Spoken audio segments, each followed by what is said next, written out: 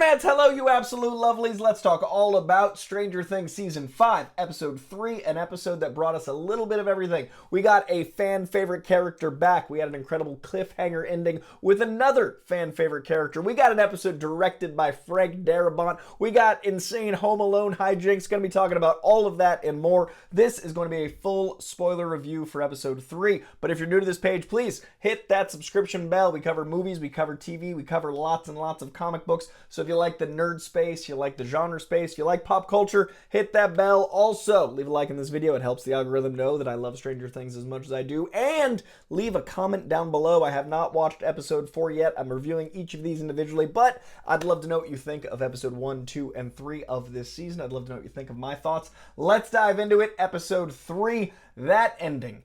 This, to me, and I'm not a Dungeons & Dragons guy, I'm much more comic and movie, those are my nerddoms.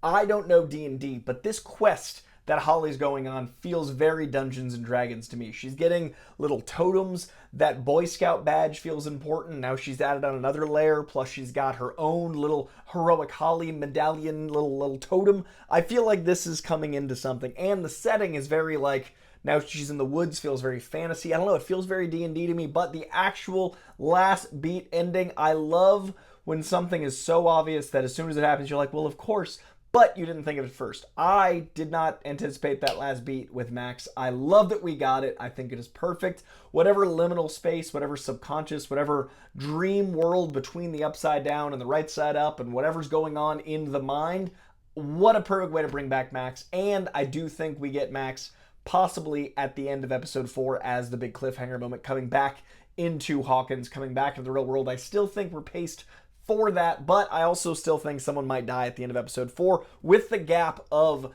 Thanksgiving into Christmas. Something's got to happen there, but I'm very curious. But either way, this Max finale was delightful. It is good to see her back. Sadie Sink is such an incredible actress. I'm so excited to see what she brings to this season. So great ending. Now the episode itself, before that, we got some really great Hopper and Eleven stuff. I really love him leaning into Vietnam and his daughter and all the things with the Upside Down and the two of them. I love the interrogation scene, seeing the power scaling we're getting from 11 and all that build up there. I think that is wonderful. I also think we're building the military in a very 80s grunt kind of blind, faceless, obviously we see their faces, but like they're all kind of like neutral except for Dr. K. We found out her name, Linda Hamilton.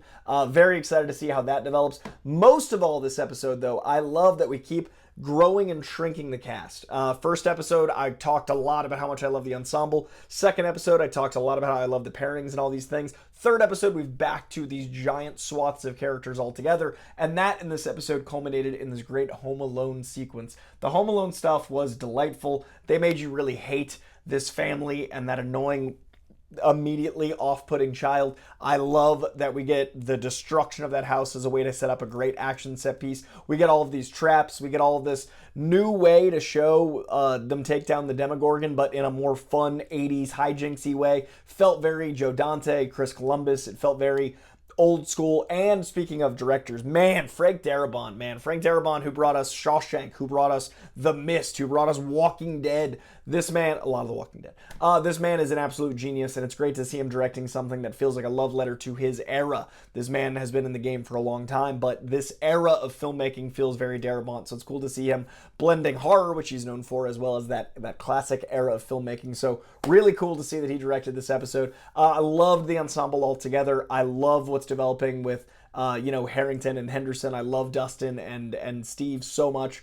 I think that is my favorite dynamic of the show, and to see them really at odds this episode also gave us a really cool opportunity to use the beamer in a very fun chase, like action set piece. Like there's a lot of dialogue, there's a lot of slow burn, there's a lot of methodical. You need these bursts of action now and again. This third act brought us not just the house, but also the BMW chase scene, which I thought was fun, well directed, and really of the time. It reminded me of like risky business car chase stuff, and I don't know, just a lot of 80s love. And once again, as I said in the first episode, I really like that we're getting so much of these little details that remind you of how much fun the late 80s were. I'm an 88 kid. I was not alive much of the late 80s, but looking back at like the little can of Mountain Dew and the arcade machine and the style of text and formatting, like the love for this time period makes this show so special. And once again, this episode really shone a light on the glory of the late 80s. So I love this episode. I think it brought us a lot of everything. I think it is one of those things that shows the strength of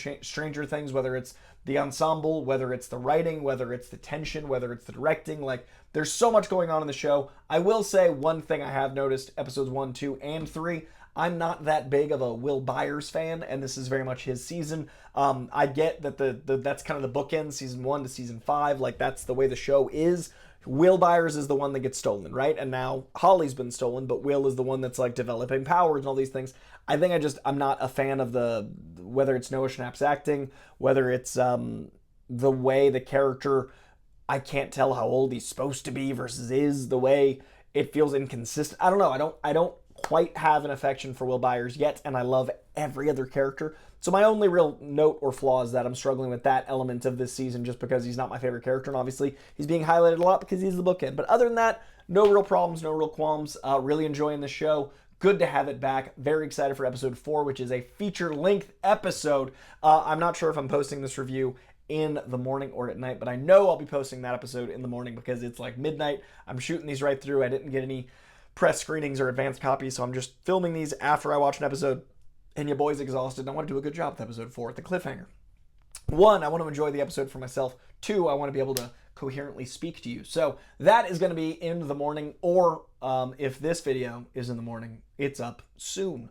Either way, please stay tuned for episode 4, and then we'll be talking about theories, what's to come with the Christmas episodes and all that jazz. So please leave a comment down below. Let me know what you thought of this episode. I think this might have been the most full episode. Like, I've liked all 3, but I think this one might have been the most, like, yeah, Stranger Things of them for me so far. So let me know in the comments below what you thought of this ep. Please leave a like in this video. Please subscribe if you're not already. I will see you very soon for episode 4 and lots of other stuff in this page. I appreciate y'all. I'll see you soon. Bye.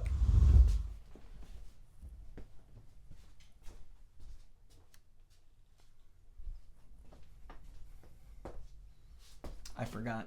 Also, reveal that I'm in sweatpants. I forgot one of the other elements I'm really enjoying.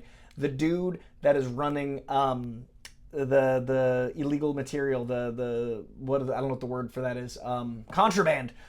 It's been so obvious, the wedding, the proposal, but it really is working for me as like this through line, this undercurrent of like the families going through so much and how trauma brings people together, but like that being an uplifting moment. And now I'm really worried that we're gonna lose the dude that looks like a young Norman Reedus. Like I'm afraid he is gonna die episode 4 or episode like 7. I'm worried about the older brother that is gonna propose to Nancy Wheeler because of how much they're endearing us to him, and I just realized I hadn't mentioned that yet. So now that I've only seen 3, I'm afraid it's gonna happen in 4 or soon. I wanted to get it out there. I'm afraid for him because of the proposal, and very sweet. I really like him this season. I hope he makes it. Time will tell. They're very cute. She's been great this season as well. We'll see. Okay, that is now going to do it. Let me know if you think he makes it. If you've seen 4, which I'm sure you have, don't spoil anything in these comments, please, for people that haven't yet. I'm going episode by episode for a reason. I want to keep it civil. You guys have been great so far. Keep it that way, but I'm worried about him. Who do you think doesn't make it after episode 4? Let me know. Comments below. All right.